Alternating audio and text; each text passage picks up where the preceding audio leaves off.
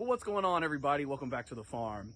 So today I am getting ready to start a project that Taylor and I have been talking about for a good long while, a couple of years actually, but we have never really gotten to. But this year we are going to do our big old pumpkin patch. So today I am going to do all of the prep work. I am going to start by, I've got the bush hog on the tractor. I am going to cut down some of this tall grass back here to prep for the area that we are going to do the pumpkins. So we will cut the grass, we will roll out the tarps, get the tarp areas marked. I will get the tiller put on the tractor. We'll till the area that's going to go under the tarps, and then we should be able to go ahead and get our pumpkin seeds in the ground.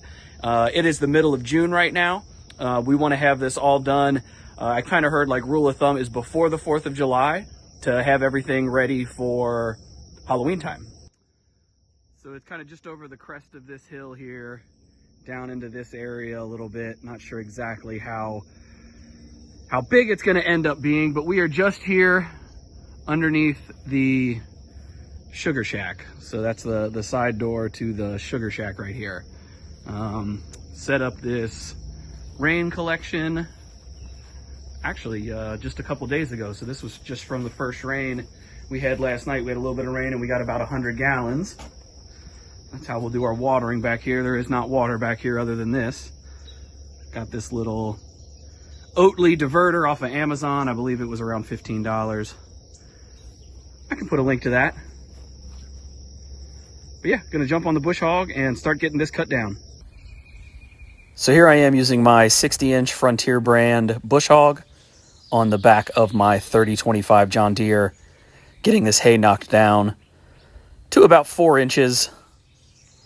Should have been paying a little bit better attention because right about here, I run out of fuel. So I had to run to the shed, grab some diesel, put on a different color shirt because that black shirt was way too hot on this sunny morning.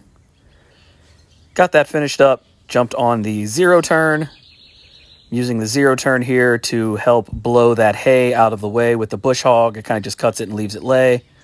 I didn't want to turn all of that grass material, especially with all the seeds in it. The hay had gone to seed. Didn't want to turn all of that into the ground as I was using the tiller. So just using the mower here to kind of get it out of the way. Took a few passes because it was pretty thick. There was a lot of it there and it was a little bit dewy and wet. It had rained the night before.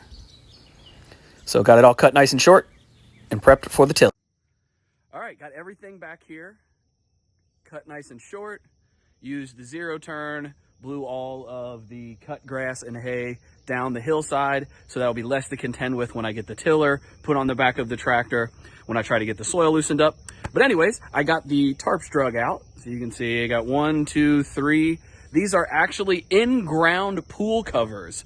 So they are made of this woven material that actually lets water through. So unlike those black landscape fabric cloths, that woven black landscape fabric, that doesn't really let the water through, but these do. And they're big and they were free. We actually got them from the pool store. So my parents have an in-ground pool, and when we had the people there, my dad had them there working on something, he asked, what do they do with the old pool tarps when people get replacements? And they just throw them away. So they hung on to a couple of them for us. And if you have been with the channel for a long time, you may remember that we have done watermelons. I think it was this one here. That was our watermelon tarp that we've done a couple of times. And it worked great. It does perfect for weed suppression. You know, you only have one little 3-inch hole where you're planting, and then you don't really have to worry about any weed competition coming up that's gonna choke out our plants. So our next step is I will stretch these out on the hillside, figure out what the configuration is that I'm gonna do, because they are 3 different sizes. I actually don't even know what shape. These 2 are new to me this year. I don't even know what shape that they are. So we'll get those pulled out. I'll mark the edges with some marking paint. We'll pull them out of the way again, and then we will till inside of that area.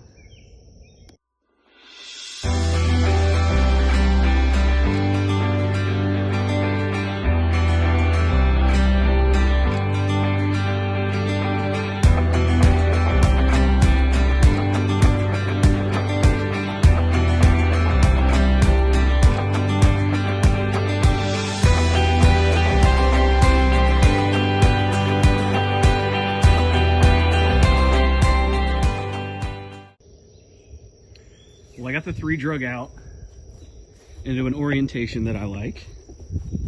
So now I am just gonna take a can of marking paint, and I'm not gonna like do the whole outline, but I'm just gonna come kind of give myself some rough marks to stay inside of with the tiller. I also got the tiller onto the back of the tractor. So use those rough marks as my outline around each of the 3 tarps, and then we'll get to tilling.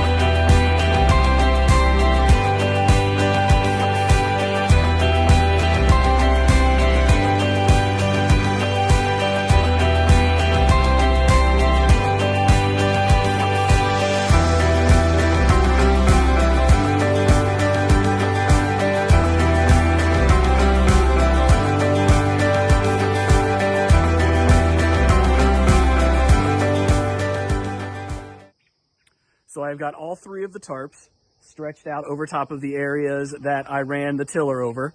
I used these 6-inch landscape staples to attach them all along the edges. I used, you can see there's this kind of webbing, this black webbing that goes across it. That's like kind of like some nylon strapping. I used those. That's where I did the landscape staples because that's where it's the sturdiest. Did the same thing to all 3 of them. The blue tarp already has the holes in it because we've used it before, but the next thing we're going to do is we are going to burn holes into these 2 tarps. I'll show you the little cut out little stencil thing that I made. We're just going to use a little propane torch, and since it is made of some kind of like poly material, when it burns, it seals the edges, and so then it doesn't fray. If we just cut the holes in it, then it would fray, it would run across the woven material, you would get runners and stuff. So when you burn it, it seals those edges and it prevents that from happening. So I just used a 3-inch hole saw, cut a hole into this one piece of 1x material, just kind of eyeballing center inside of this webbing. And then we'll just take our torch, make our hole.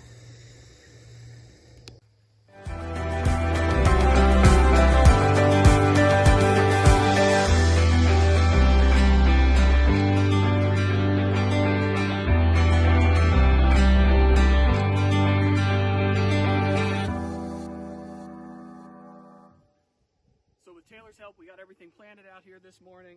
There was all sorts of different varieties that we did. There were some Caspers, which are a smaller white pumpkin, Howdens, Connecticut field pumpkins. We did something called Big Maxes, which they say can grow up to 100 pounds, but still maintain that like classic pumpkin shape with the handle-shaped vine out of the top. We did some Jacoby Littles. We did some cool-looking gourds. We had some really cool they're like a dark blue color gourd that our brother David gave us for Christmas this year. So we have a few hundred seeds interspersed out between the different tarps, and I guess that'll about wrap it up. So all that's left to do is get everything watered in. I am still waiting on the little adapter that is going to get us from the big 2-point-something inch whatever valve on the IBC tote down to a garden hose thread. So that will be in the next video. We will come back out here and update you guys, show you how germination has gone. We did 3 to 4 seeds for every hole. So may have to thin that down some, maybe not, just is going to depend on the germination rate.